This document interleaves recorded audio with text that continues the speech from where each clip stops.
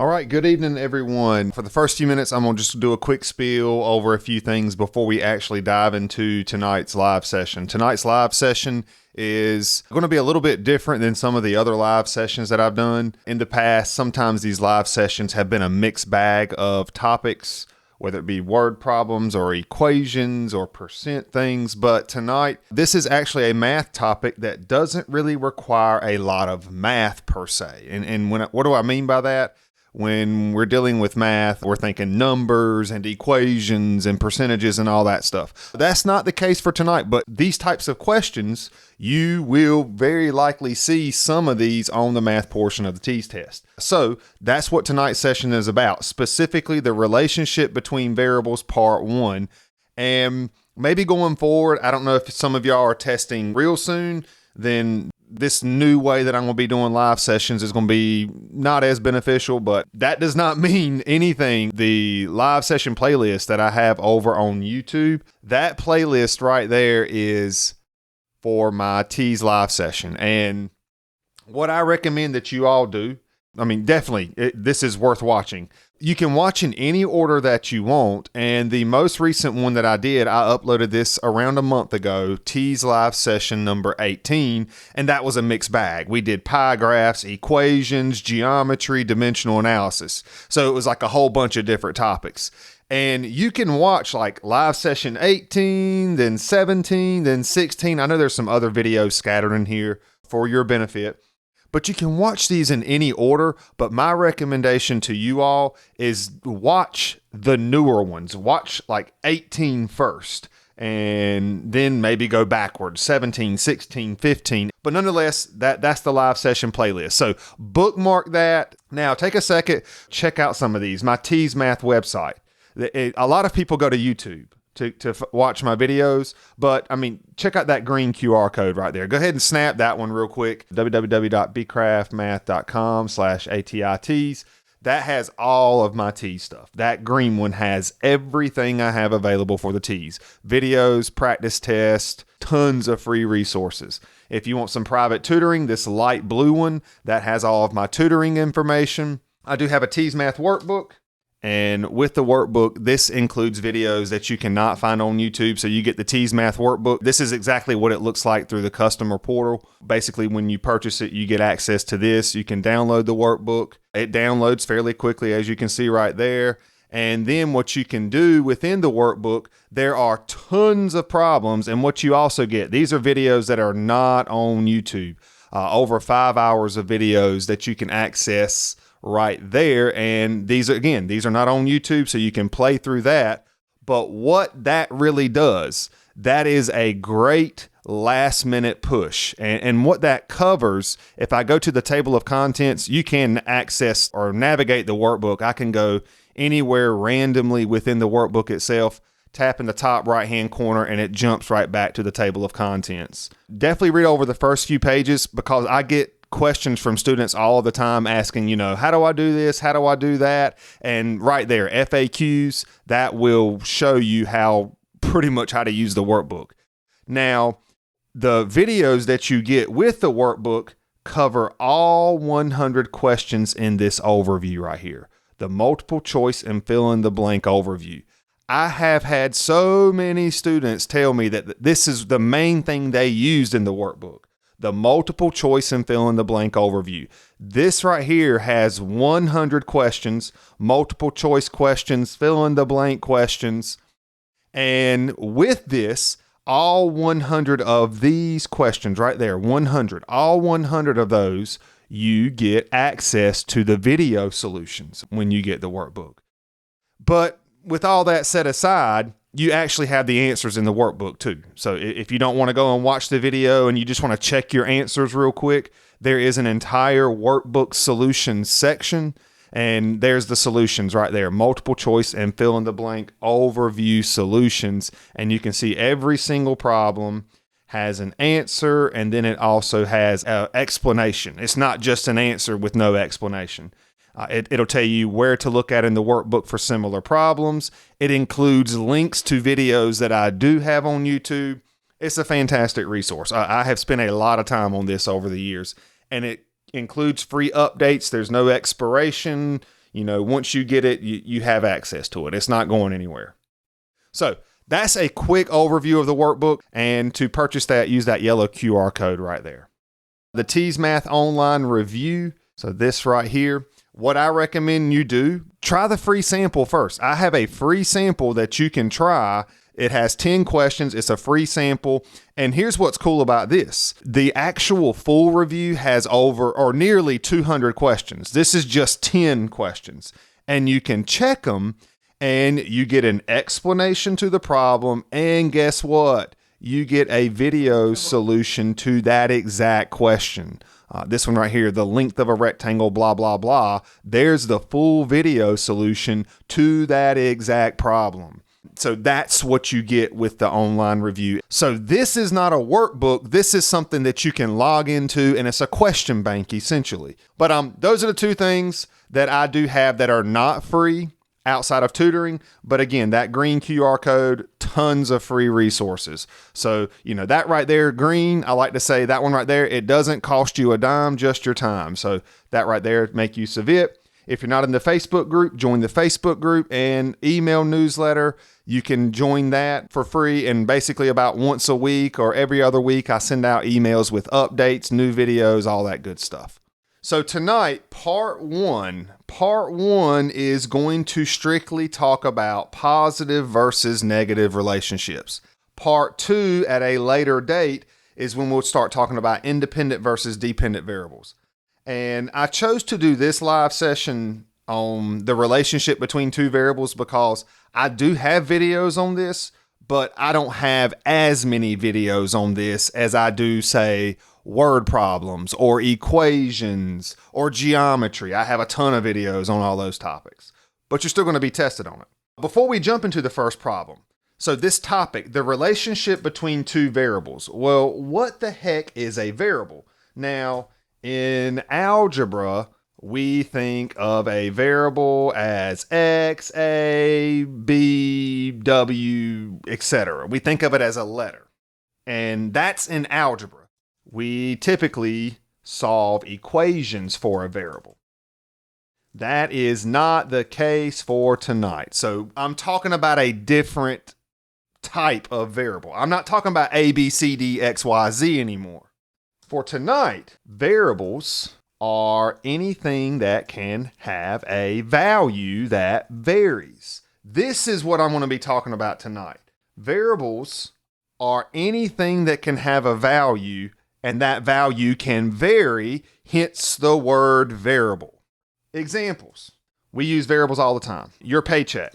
Your paycheck is a variable because it has a value, and that value varies if we have like a part-time job or something like that. Temperature, the temperature outside, it has a value. That value can vary. Temperature is a variable. When you get in your car and you drive to work or you drive to the grocery store, speed is a variable. Do y'all see what I'm saying now? This different type of variable? It's anything that can have a value that varies. Your age, your weight. I could sit here and type variables out all night long. That's what we're talking about tonight. We're not talking about X, Y, Z, A, B, C anymore. We're talking about things that can have values, and those values can vary. Now that we understand the idea of the variables that we're going to be talking about tonight, what does relationships mean? You'll see other words. You might see the word trends. What's the trend that we have going on between two variables? What is the covariance? What is the correlation? All of these mean pretty much the same thing for the sake of the TEAS. So instead of me saying positive versus negative relationships, I could say positive versus negative trends, positive and negative covariance, positive and negative correlation. Just different ways of saying the same thing. And that's what tonight is going to focus on. So the 4 or 5 questions that we have, we're not going to be number crunching tonight, y'all. We're going to be just reading a problem and thinking about, is it a positive relationship? Is it a negative relationship? Things like that. Now, part 2, by the way, whenever I do cover that, part 2 is going to be independent versus dependent variables. I'm not going to talk about that, but that does fall into this category. Tonight is strictly positive versus negative relationships. And let's talk about, before I give you the first problem, let's talk about what the heck is a positive relationship. Positive relationship. As one variable goes up, another variable goes up. This is what a positive relationship is. As one variable goes up, another variable goes up, or we could say as one variable goes down, another variable goes down. The big idea is that I want you to realize they head in the same direction. For example, a person's height versus the shoe size. Think about that. Height is a variable. Shoe size is a variable. And as height increases, typically shoe size increases. So as height goes up, shoe size goes up. The taller a person is, the bigger their shoe size. The shorter a person is, the smaller their shoe size. That is the typical relationship. That is the typical trend, the typical covariance, the typical correlation. That's just one example, though. That's a positive relationship. And a lot of people get it twisted. They see this right here. As one variable goes down, another variable goes down. They're like, oh, that's negative because it's going down. No. Positive relationships head in the same direction. I want to emphasize that. One goes up, another goes up. One goes down, another goes down. So that's an example of positive relationships. Well, what about negative? And what I'm going to do is I'm going to copy and I'm going to paste pretty much the same thing I just said, but I'm going to change just a few things, obviously. But let's talk about a negative relationship. Instead of same direction, it's going to be opposite direction. As one variable goes up, another variable goes down. Or as one variable goes down, another variable goes up. So again, not the same direction, opposite direction. Well, what is an example? As something goes up, something else will go down. The more money you spend, as your spending goes up, the less money you have in the bank. That right there, boom, relating it to money, perfect. So as your spending goes up, your savings goes down, essentially. That's a way to think about it. Opposite directions. That's what we're going to talk about tonight. Here's the first question for tonight. Let's get started. All right, so here we go. This is a tricky one, y'all. What type of relationship exists between the speed of a train and the time that it takes that train to arrive at its destination? Watch what I'm going to do, y'all. As a train's speed goes up, the time to reach its destination, I don't know if that's apostrophe S or not, destination goes down. Y'all, this same thing applies to us as if we're running late to get somewhere, don't we speed? Don't we increase our speed to lower the time it takes us to get somewhere? For example, if it typically takes you 30 minutes to go to work, if you increase your speed, it's going to take you less than 30 minutes. So as speed goes up, the travel time goes down. Do y'all see that negative relationship? And some of y'all probably were thinking, well, the faster I go, the faster I get there. and you're right. The faster you go, the faster you do get there. But as speed goes up, the actual time it takes to reach the destination goes down. We actually have a negative relationship here. So now I'm going to give you a little bit more time because on these questions, one right here, you have to read all of your answer choices. And I want you to read that question very carefully. 2 minutes, try this one out. With this problem, maybe you overlooked one word. Which of the following is not an example of a negative relationship? Let's just go through each one of these.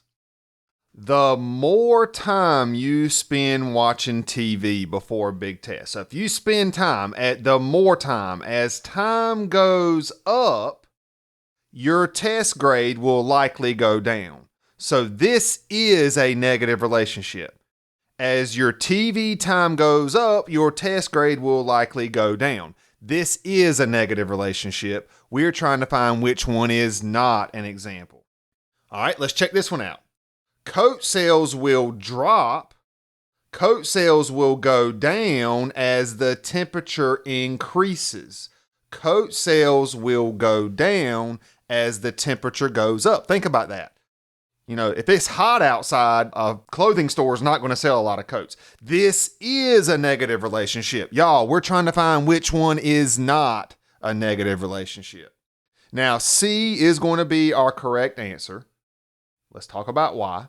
The heat off of a light bulb. And maybe we've all touched a light bulb, like maybe the light bulb blew and we went to unscrew it. The old school light bulbs is what I call them. The LEDs don't get hot, but the old school light bulbs, the higher the wattage, so the heat increases. The heat of a light bulb goes up as we have higher wattages, like 50 watts, 75 watts, 100 watts. So as wattage goes up, the heat that comes off of that light bulb goes up. This is a positive relationship. Those variables are heading in the same direction, whereas A and B, they're heading in opposites. And the same thing applies to this last one. This is also an opposite direction. Body weight, the actual weight of your body. If I want my body weight to go down, I need to increase the time I spend exercising. Body weight will go down as the exercise time goes up. Now, something else to point out before this next problem, the way A, B, and C are worded, they actually give you words as hints, like the word more time, lower the grade, coat sales will drop as temperature increases. Do y'all see those hints in there? Those words, more, lower, drop, increases, or the heat increases as the wattage gets higher. Whereas here, you didn't have those keywords. You didn't have those hints. Sometimes you have to think a little bit deeper. Here you have to say, well, hey, my body weight will go down if I spend more time exercising. And with that said, it's a perfect segue into this problem right here. You don't have those hints, those key words, so you have to think a little bit deeper about this. I'll give you 2 minutes on this one. Try it out. The correct answer to this one is going to be D. And I threw it at you again. Which one is not an example of a positive relationship? And the reason why D is not an example, the amount of rainfall, let's suppose you have a lot of rain. It rains a lot one day, or it rains a lot one week. The more it rains, the time that you spend watering your garden will go down because Mother Nature's already doing the work for you. You see what I'm saying? As rainfall goes up, the time you spend watering the garden will go down, but I could reverse this. Some of y'all may said, hey, suppose we have a drought. Suppose the rainfall is really low. It's not raining a lot. Well, the time that you spend watering the garden that you spend will have to increase then. Either way, it's still a negative relationship because those variables head in opposite directions. Everything else we have here, y'all, is positive. If you increase your hours at a part-time job, your paycheck is going to go up, and we could reverse that. We could lower our hours, and that would lower our paycheck.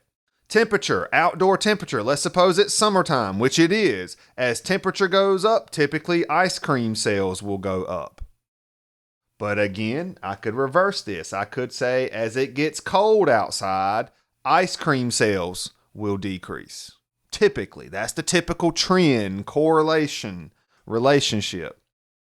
And let's suppose you spend not a lot of hours. Your hours spent studying, if you spend just a few hours studying, it's probably going to result in a lower exam grade. But again, I could reverse this and they would still head in the same direction.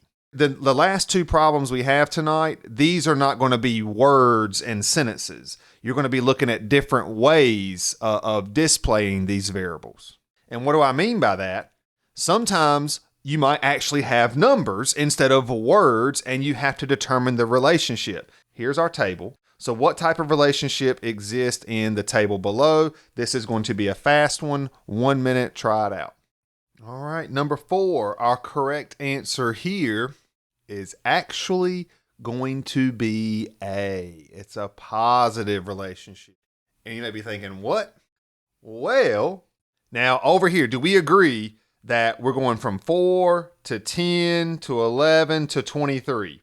The X's are increasing. Do we agree with that? X's are going up. 4, 10, 11, 23. Y'all, these negative numbers are also going up. Look at these values up here, y'all. If you had to pick one of these numbers for your bank account, if you had to pick between one of these 4, I hope y'all would be like, okay, I'd pick -9, because that's not as negative. The more negative a number is, the smaller it is. Think about your bank account. I would not want to be -$60. I'd rather be -$9. So actually, these values, and I made them negative on purpose to make you think about that. These values, the Y's, are also increasing. Tricky. So the negative numbers. A lot of times, think about money for sure. And another way, y'all, check this out. Check out this number line. Which number is bigger? Okay. We got 3 and we got 10. Do we agree that 10 is bigger, right? And then if I put like -9 and then I have like -4. On a number line, the farther you are to the right on a number line, the farther you are to the right on a number line, the bigger your number is. The farther you are to the left on a number line, the lower your number is. And y'all, as we move from left to right, as I move from left to right, my numbers are increasing. So a number line's a good way to think about that. And then we have one more quick one for tonight. This is looking at a graph. So we've seen, sentences, we've seen a table, and now we've seen a graph. And I'll give you 30 seconds. Try this last one out. All right, so we have a real quick one here. And if you look at the trend, look at this line that I'm drawing, and it does have a name in statistics. It's called the line of best fit or correlation but whatever. The point is, I want you to look at this line. That line kind of fits these dots, right? Not perfectly, obviously. But as you move from left to right, this line is going up. This is called a positive trend. And that's one way to look at it. As we move from left to right, these dots are going up. This is a positive trend, but if you actually look at the variables, y'all, temperature is going up. Well, as the temperature increases, the daily sales of snow cones. Think about it. As temperature goes up, snow cone sales are going to go up. And that's exactly what we see here. For example, let's just look at this dot right here. That dot is roughly around, I don't know, how many degrees would y'all say that dot is? Roughly around 78 degrees or something like that, somewhere between 75 and 80. And roughly their sales are $190 or something like that. I'm not trying to be exact here. But somewhere around 78-ish degrees, they have just under $200 in sales. Whereas if we go way over here, this is somewhere around 102? Blistering hot. 102 degrees outside. Somewhere between 100 and 105, this dot. And those sales are around $600 or I don't know, $620. I'm just making up something. But what I want y'all to see is 78 degrees, around $190. We increase that temperature to 102, well, we're increasing the sales. So as temperature increases, snow cone sales increase. This is a positive trend. I hope you found all this helpful. I appreciate you all attending, and join the email list. That QR code is on the notes. Join the email list to stay in the loop. Join the Facebook group. I do constant updates, announcements of when I'm holding these sessions or when there's sales or when there's new videos and all that good stuff. So thank you all for attending. I will see you all in the group or wherever it may be. Take care and good night.